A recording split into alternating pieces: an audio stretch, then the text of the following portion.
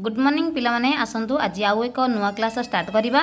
तो क्लास हूँ समय माप कैलेंडर। मन रख जो सारणी रे मास दिन और तारीख सजा हो लेखा जाए ताहाको कैलेंडर कहुए। चलतु आम कैलेंडर विषय किसी जानिबा।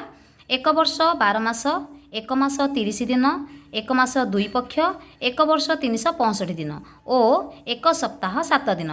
मास गुड़िक मध्य 31 दिनिया मास गुड़िक है मार्च, मे, जुलाई, अगस्ट, अक्टोबर, डिसेम्बर। 30 दिनिया मास गुड़िक है एप्रिल, जून, सेप्टेम्बर, नवेम्बर। फेब्रुआरी टी 28 दिन बा अधिवर्ष हेले 29 दिन हुए। जो मसीहार अंक 4 द्वारा विभाज्य ताहाको अधिवर्ष कहुए।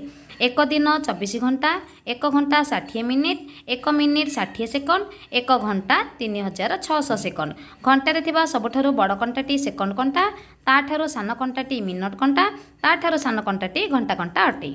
धन्यवाद। क्लास टी जदि भल लगी थाए निहाती भावे कमेंट करेंगे, शेयर करेंगे और सब्सक्राइब करेंगे।